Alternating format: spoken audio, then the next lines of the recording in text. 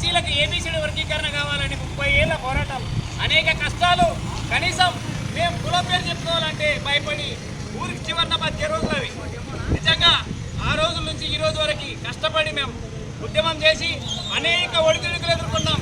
మా పైన లాఠీ చార్జులు, ఎన్నో కేసులు, ఎన్నోసార్లు జైలుకి వెళ్ళాం. చివరికి విజయం మమ్మల్ని వరించింది.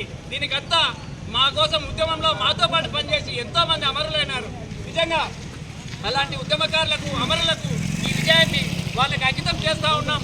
ఇకపోతే ఎస్సీల్లో ఉన్న 59 కులాలకు న్యాయం జరగాలంటే ఖచ్చితంగా వర్గీకరణ జరగాలనే గొప్ప ఆకాంక్షతో మందకృష్ణమాన్ గారు 94లో ఉద్యమం ఏర్పాటు చేసి ఇప్పటికి 30 సంవత్సరాలు అయింది. ఈ 30 సంవత్సరాల్లో అనేక పార్టీలు, అనేక రాజకీయ నాయకులు, అనేక మంది మా సహోదరులు మాకు ఎంతో అండగా ఉండి మా ఉద్యమాన్ని కాపాడి మమ్మల్ని ఎంకరేజ్ చేస్తూ మాకు అండదండలుగా ఉన్నారు. నిజంగా వాళ్ళకందరూ కూడా ఈ సందర్భంగా శుభాకాంక్షలు ప్రత్యేకంగా తెలియజేస్తూ వాళ్ళకు కూడా, మా ఉద్యమానికి సహకరించిన వాళ్ళకు కూడా ఈ విజయాన్ని అంకితం చేస్తూ ఉన్నాం.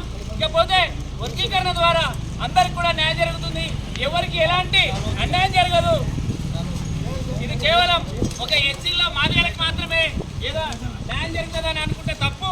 59 కులాలకు కూడా వాళ్ళ జనాభా ప్రాతిపదికన అందరికి కూడా న్యాయం జరుగుతుంది. కాబట్టి ఈ విజయం ఇన్ని రోజులకు మనకి చేకూరడం ఎంతో సంతోషం ఇస్తూ ఈ విజయోత్సవ సభకు ఇచ్చేసినటువంటి ప్రతి ఒక్కరికి కూడా పేరు పేరిన సామాజిక ఉద్యమ నమస్కారాలు తెలియజేస్తూ జై మాదిగ, జై మందకృష్ణ మాదిగ.